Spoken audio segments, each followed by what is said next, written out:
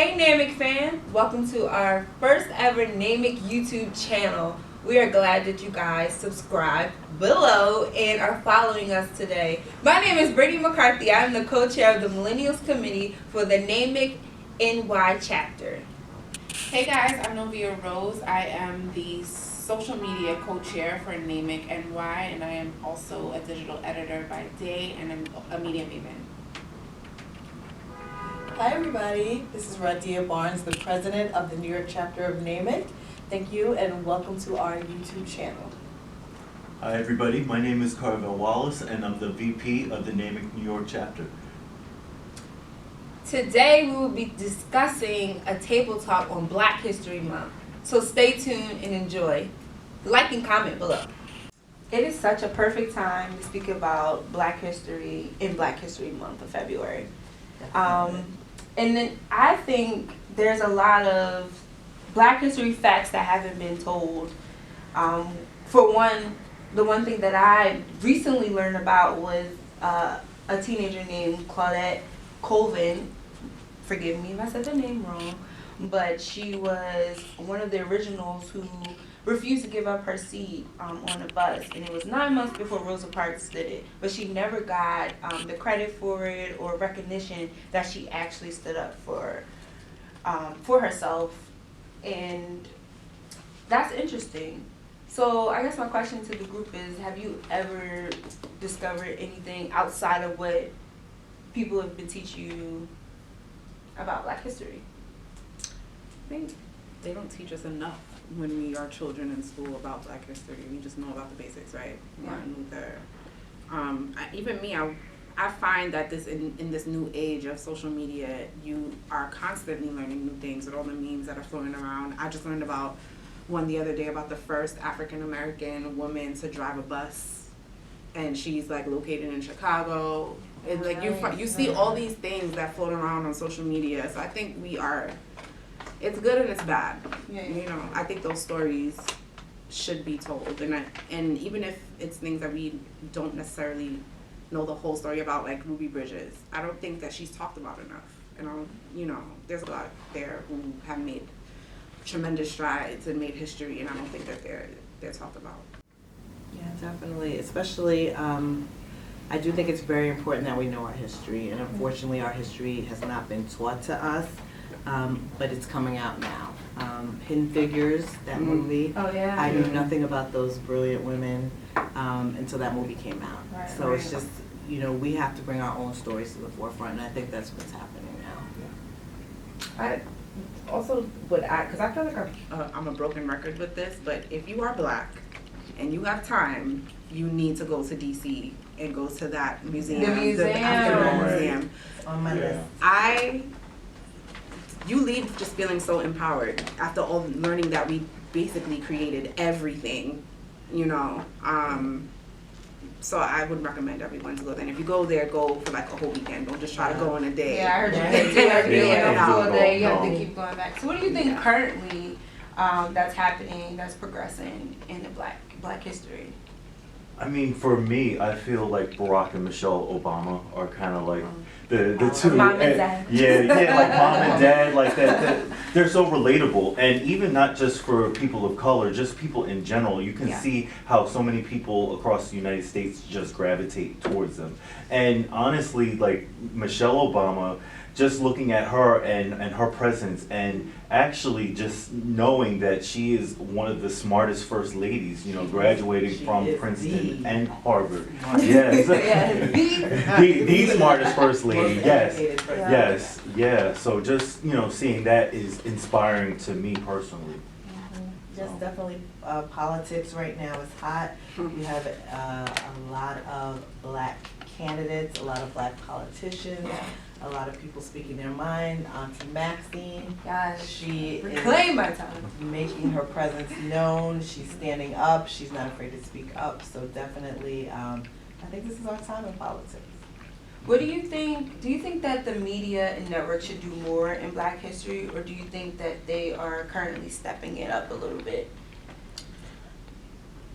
I am seeing more of an effort towards diversity. However, now I think the issue is are we being genuine with our efforts in diversity? Like, are we just hiring these people? Are we just showing this light for show to get the credit of being a diversified company, whatever you want to call it? But I do think media companies can do more.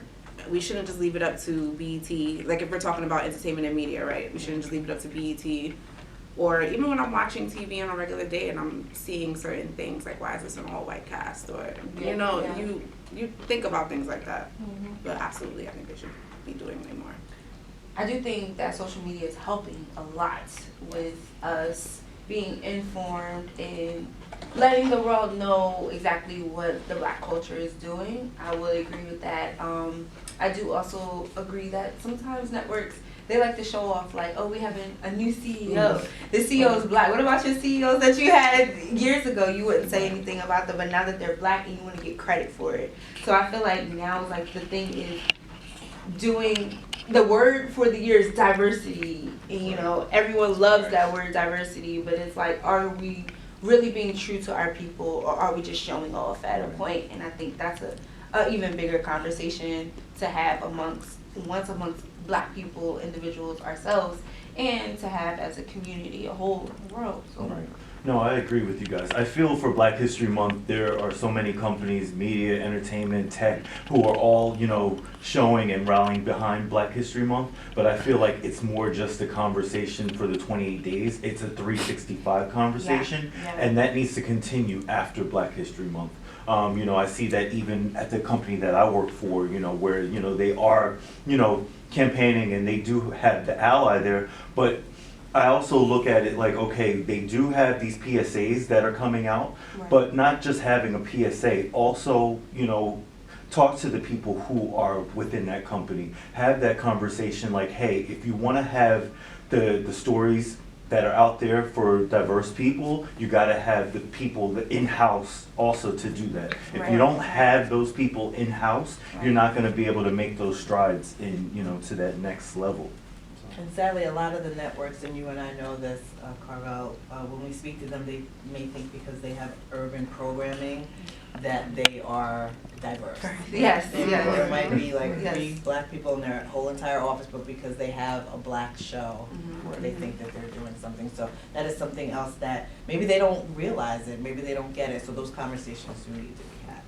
Yeah, that's true. I think also at my company too, we have like the whole diversity training thing, and the one thing that they try to point out is being an ally, and within the company. And it's one thing of talking about things, but I think the conversation needs to shift as, what are we going to do forward as our company to help with racism and help people feel more comfortable especially within the black community. It's a matter of stepping out of your comfort zone. I feel like for me, I can go to an Asian ERG, I can go to the black ERG, I can go to the Hispanic ERG. It's about getting out of your comfort zone. And I feel like it's not just me as a person, it takes more than just me to do it. It takes collectively, number of people to do that. You have to want to, step outside of that comfort zone in order to make any change. That's true. How do you think that we can continue the black legacy in 2020? For one, I think we should give more credit, and this kind of falls back into the first question, give more credit to the people who are out here trying to push that narrative forward, the people who are fighting on the forefront for us, the people who are making history, and people are not really talking about it. This is such a rapid time, you're hot for 5 seconds and then nobody cares anymore. So I think one thing we could do is kind of, you don't have to be, in a movement necessarily to kind of support what someone is doing to push the culture forward, to push our culture forward, So I think I think we can be more supportive. I do think we're doing a lot better with supporting each other in some ways. I will give us credit for that. I think for me, to continue the legacy or to uplift the black culture, I would have to say it's me just buying black. I'm a shopaholic. That's my thing. I can shop day and night. And now my thing is, okay, let me look at these black owned stores. Maybe I could shop there. They have the same stuff, some even better. So I think for me that works for me. I feel like everyone has to find their niche at what they like to do and kind of see how they can input their culture inside of it. So me, it's shopping. What is it for you guys? I just want to touch on the shopping thing because it is important for us to support Black businesses, but to the business owners, make sure you're taking care of your customers. Oh gosh, that's a Black we gotta work on that. Please take Customer care of your service. people. It's great to want to support Black businesses, but I also get, the hesitant, when people being hesitant there, but we should be buying our own and, supporting each other. But for the Black business owners, I think it's a two-way street. Yeah. You know? I like what Take they care of call us. that Apple customer care. When you call Apple, Right. they always Right. so happy. Right. Right. Chick-fil-A. The Chick-fil-A. Oh, Chick-fil-A. So nice. Always so nice. Yeah, I mean, as African Americans, we have trillions of dollars worth of buying power. So Yeah. for me personally, I live uptown. I feel like supporting the Harlem community for me yeah. personally is like one of the things that I like to do. Supporting those Black restaurants as well. Like I love to go to Melba's. I love to go to Cove. So like supporting those restaurants and just, continually going, showing the Yeah. support will keep them going and thriving for years to come. Also, you Black doctors, dentists. Oh yeah. I try to, anybody that I know that I'm gonna be giving my money to, or my insurance company's gonna be giving their money to, I would like it to go I'm to a big Black on that. establishment. I'm big So, on that too. I found a Black pediatrician for my daughter. I found a Black lady doctor. Listen, it took me a long time to find a Black woman gynecologist. Oh and really? They have a whole women's center here in New York City. We'll talk about that later. But of all Black doctors, of all Yes. Black women And that's doctors. good to know. I didn't know that. Yeah, definitely. Yeah. I'll- So yeah, I'll we put have it our Black dentists out there. We need to support them. Yeah. As well as, of course, our hairdressers and our barbers and our Yeah. shoe repairs and everything. Like, there's so many different vendors out there. When I do events for NAMIC, I try to use women vendors or vendors of color, Yeah. just to show them that support. So yeah. And speaking of Black-owned businesses, do you guys have any business that you want to shout out right now that are Black-owned that people should try? I know for me, I'm a foodie and I always eat in Brooklyn. And a few Black-owned businesses that I like is like the Krabby Shack, where they sell like a lot of different crab dishes. Been hearing a lot about that. Yeah, you gotta go to the Krabby Shack. Another one is Bedford Hall, it's like a bar lounge. And I also, sometimes I like to go to Cigar Lounge, and they have this thing called it's the Blue Smoke, Black owned Cigar Lounge. I don't know how to smoke it, but it looks cute.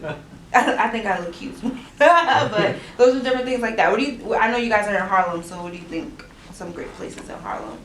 I mean, there's so many. Like I said, Cove is one of them. I love I think Cove. Red Rooster is another so one. good. Oh, yeah, there's so yeah, many. yeah. Chocolat is a restaurant that's Black owned Yes, in I've Harlem. been there. Melba's, which has been around for years, that's another restaurant that I love to go to. So yeah, there's so many great places uptown. I do want to shout out a business that kind of focuses on wellness, natural hair products, natural Ooh. body products. It's called Be You Beauty. They can be found on Instagram. And they just have this glorious hair mask that's made out of like avocado and olive oil that I put on my hair, and it just brings my hair to life. It's Black owned. I know the owner personally. And she's really into like taking care of your body from the inside out, wellness. She has like nice soaps and everything that she makes naturally, so I want to shout that business out. Nice, and it's called, once again, Be You Beauty. Be You Beauty. Nice. So I guess as we wrap up, I guess we should go around and say one thing that we're proud to be Black about. Oh. I guess I'll start. I'm proud to be Black in America at this time in 2020 as a woman and a millennial. Because one thing about millennials is that we have big dreams and we go hard. And I'll have to say, us as a community, we have really been pushing this Black culture. So we gotta get our props for that. Right. So I'll have to say that's one thing that I'm proud about, especially my generation.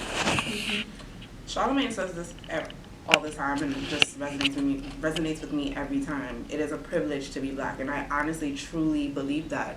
I think we are magical, we are special. I am proud to be Black and Caribbean. Just, I don't know, I can't think of a life other than this, right? Right. Just like if I was, Right. you know, I don't know. Well, I love being a Black woman. I'm proud to be a Black woman. I'm proud to be a woman in a leadership position where I can give back, where I can help out, where I feel like I am really contributing something to the community. I think that this organization that we're representing right now, NAMIC, is a great organization overall, and we offer so much. So I'm proud to be in this position to help not only professionals, but we're helping students and we're helping a lot of people. So I'm very proud of that. No, I agree. On that sentiment, I just love being a Black man, being able to inspire and empower so many people, being in the position that I've been in for, you know, a few years now. That's been the most, you know, proudest moment for me personally, yeah. And just the culture too. You know, you guys see it, and so for so many years, like all of the things that we do as Black people, when it comes to being on screen, behind screen, it just emulates, and so many people follow that. So many different cultures follow that. We are the culture. We are the culture, yeah. yeah. So I just love being Black. And that is NAMIC's Black History Table Talk. Tune in next month for Women's Table Talk. Bye, everyone.